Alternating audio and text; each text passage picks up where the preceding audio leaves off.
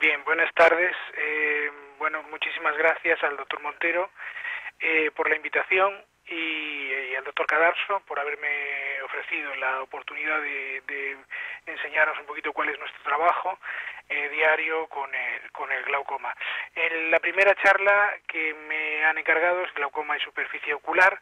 Lo primero que tenemos que plantearnos cuando estamos valorando el efecto del glaucoma, de los medicamentos que utilizamos para el glaucoma sobre la superficie ocular, es qué características tiene nuestro tratamiento antiglaucomatoso. Y en principio hay que decir que es un tratamiento continuo y normalmente lo hacemos en periodos prolongados, que es un tratamiento diario, como mínimo es una instilación diaria. A menudo requerimos más de una gota al día, bien mediante combinación fija o bien mediante asociación. Y lo cierto es que cuando nosotros hacemos un diagnóstico a un paciente de glaucoma, estamos haciéndole una condena a tener que ponerse gotas durante toda la vida, porque aunque finalmente le operemos, no tenemos tampoco una garantía de que en un momento determinado no las vayamos a volver a necesitar.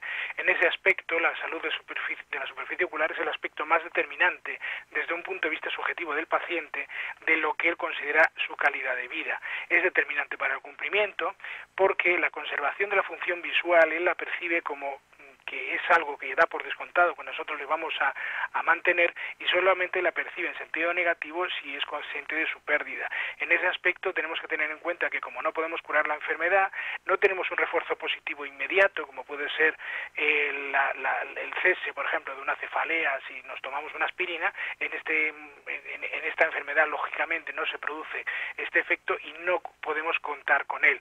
La asunción del tratamiento, por tanto, por parte del paciente requiere educación, motivación y disciplina, y bueno, ahora que ya solemos conseguir un cumplimiento adecuado, los efectos secundarios son percibidos como un inconveniente grave por el paciente y pueden condicionar la persistencia.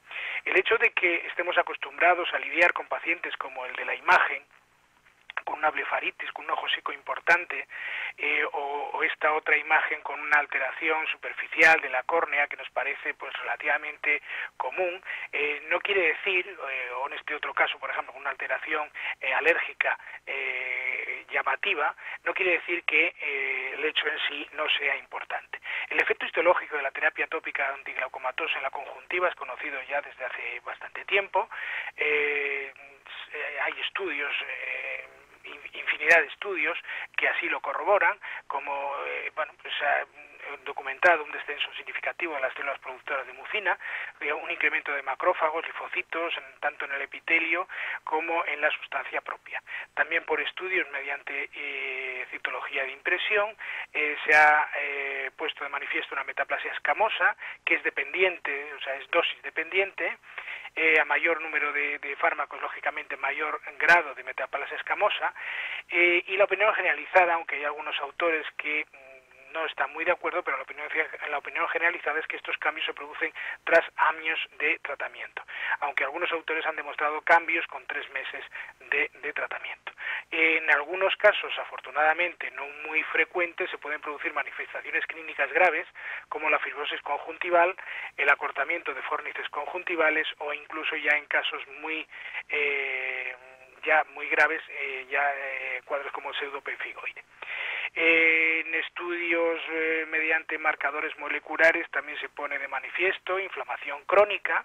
No vamos a detenernos en esto, pero bueno, es bien sabido que el tratamiento con antihipertensivos oculares pues produce una serie de alteraciones en la superficie ocular que vienen a ser importantes.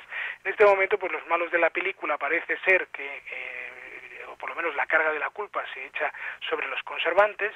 Conservantes hay muchos, no vamos a entrar en todos y cada uno de ellos porque sería prolijo, pero está claro que cumplen una serie de funciones.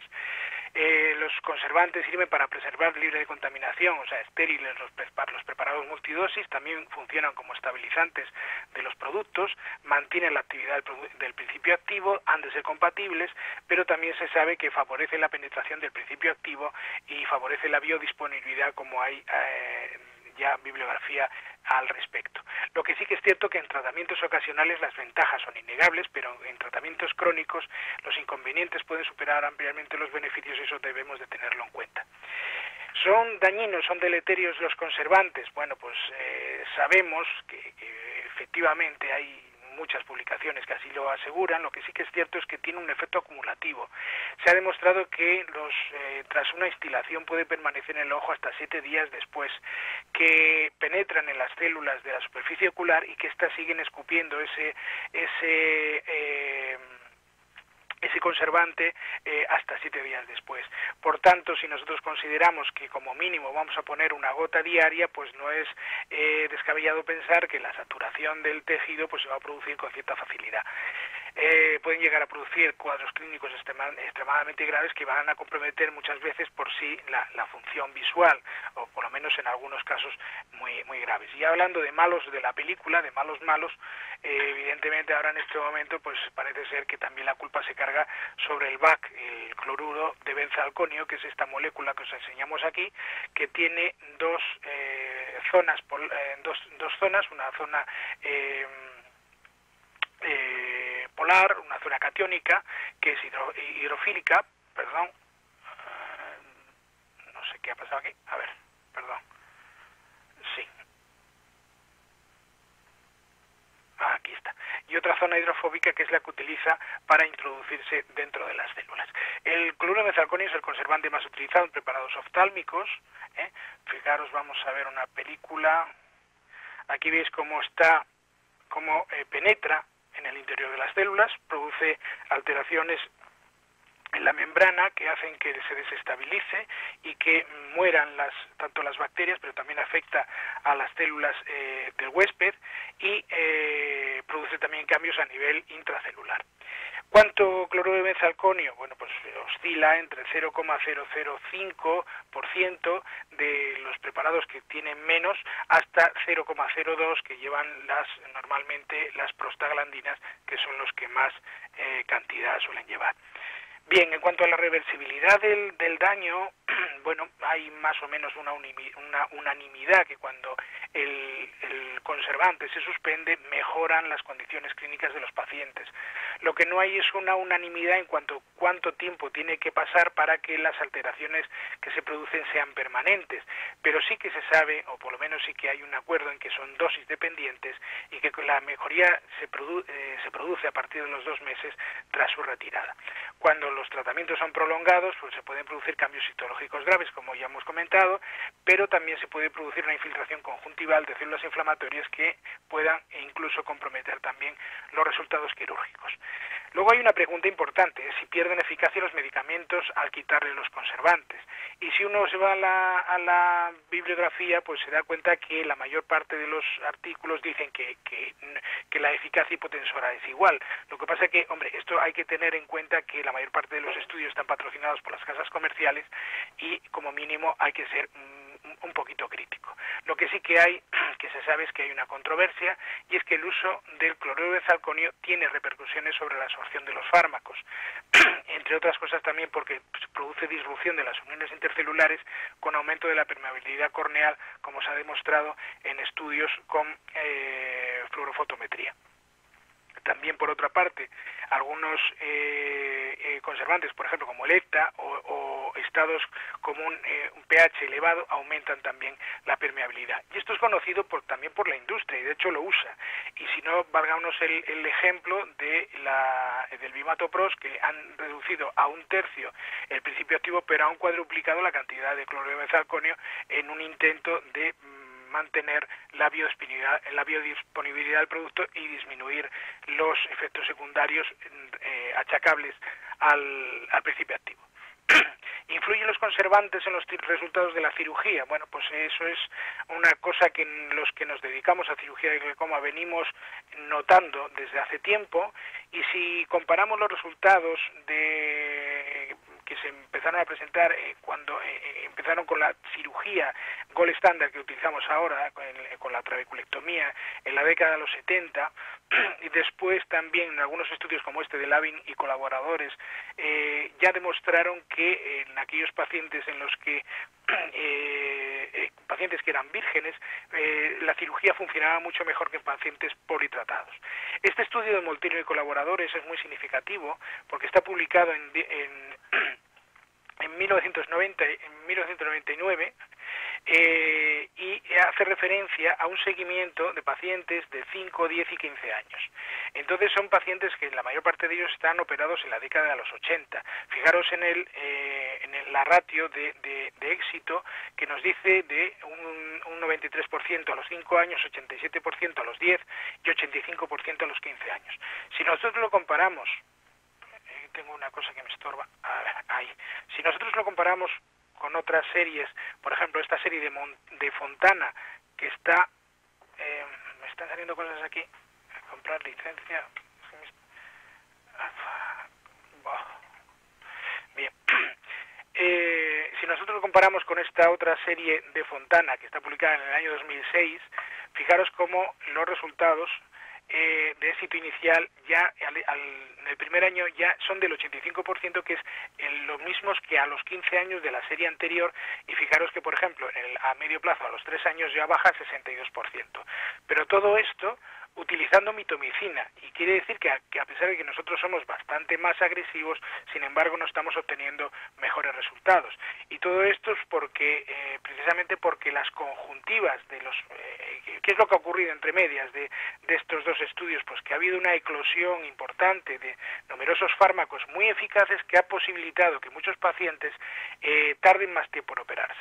Eso tiene una contrapartida para la cirugía, y es que las conjuntivas que nos encontramos cuando vamos a operar a estos pacientes están muchísimo más infiltradas de fibroblastos, de fibrina, de fibronectina, que son, por ejemplo, la fibronectina es una proteína que está solamente localizada en las membranas basales y alrededor de los vasos. Sin embargo, en las conjuntivas activadas las encontramos difusa por todo el estroma conjuntival, y eso lógicamente pues puede explicar el que nos encontremos con algunas reacciones tan abigarradas como esta que estamos mostrando en la fotografía.